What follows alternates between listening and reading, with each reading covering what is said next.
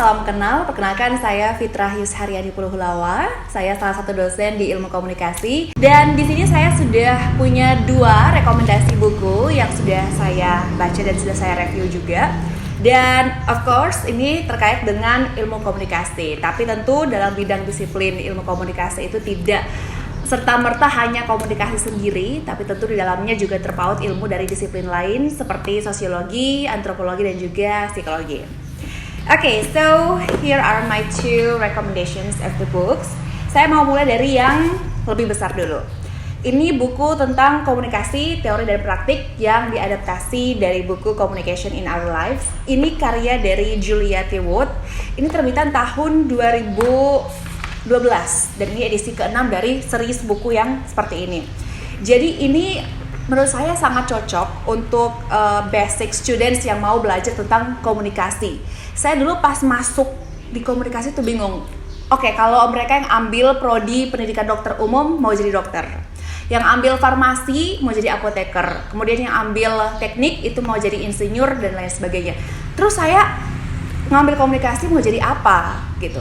Ternyata di sini sudah dicakupkan bahwa sebagai anak ilmu komunikasi itu kita akan jadi banyak hal. Dia bisa masuk di segala bidang.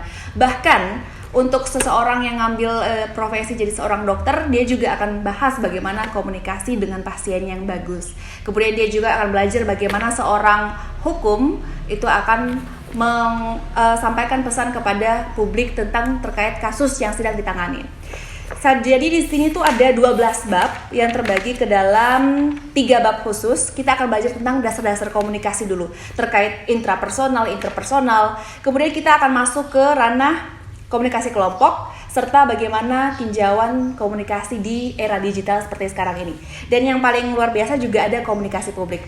Nah, satu hal yang paling saya sukai dari karya Julia T. Wood ini ternyata dia juga kasih pendapat dari mahasiswa gitu.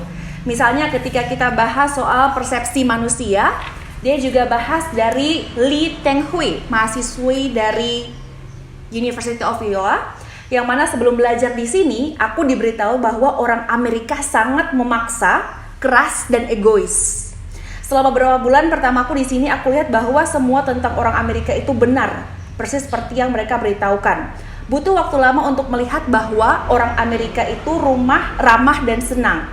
Jadi terkadang bahwa di sini kita juga belajar tentang komunikasi budaya. Seperti itu, kita belajar untuk mengenal dengan budaya lain.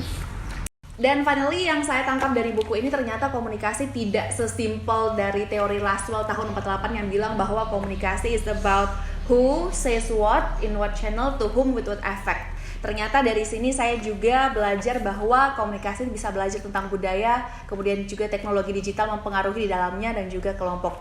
Setidaknya ada 3 hal yang harus saya apresiasi dari buku Julia T. Wood di edisi ke-6 ini. Yang pertama adalah ternyata banyak masukan-masukan dari cendekiawan komunikasi baru yang masuk teorinya di sini, tapi tetap tidak menghilangkan teori-teori yang lama. Karena biasanya buku edisi baru itu akan selalu bertambah tebal, tapi justru teori-teori lama dihilangkan.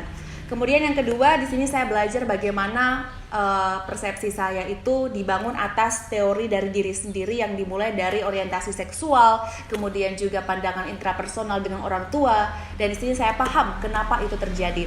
Dan finally, yang harus saya apresiasi luar biasa adalah karena di sini ada pendapat dari mahasiswa yang juga masuk. So overall rating untuk buku ini adalah 8,5/10. Oke, kita beralih ke buku kedua. Basically ini buku favorit saya sih, lebih ke arah public speaking karena judulnya adalah Stand and Deliver. Di sini dibilang bahwa buku terkomplit, terpraktis, dan terpenting mengenai public speaking.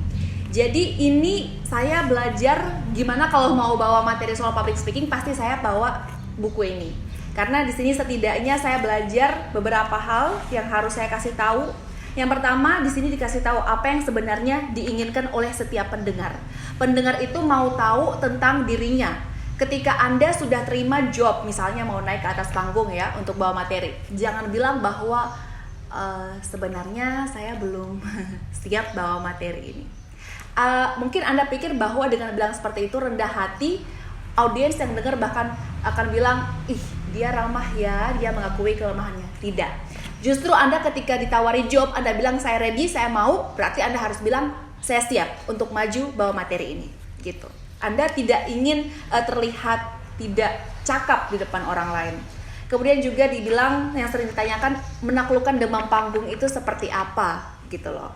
Dan juga di sini dikasih tahu bagaimana menggunakan humor secara efektif. Kebanyakan pendengar bilang bahwa harus pakai humor ya biar public speakingnya asik, tapi ternyata tidak. Justru di sini dikatakan sama Dale Carnegie bahwa mereka ingin mendengarkan seorang pembicara yang hebat, bukan seorang badut gitu. Dan ternyata saya juga baru tahu bahwa dari buku ini ada cara menghadapi pertanyaan dan jawaban di fase ending dari pidato Anda gitu. Dan overall ini yang paling membantu saya. Sebenarnya ada banyak kok buku Dale Carnegie yang sudah Dale terbitkan. Ya, ada cukup banyak yang bisa Anda temukan di Google dan juga di Gramedia khususnya.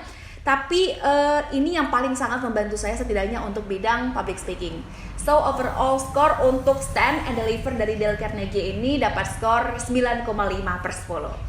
Jadi dua buku ini yang sangat saya rekomendasikan untuk Anda baca, Komunikasi, Teori dan Praktik, dan juga Stand and Deliver. Seperti itu dulu untuk pertemuan kita hari ini. Terima kasih, jangan lupa untuk baca bukunya dan berikan rating review kalian. Thank you.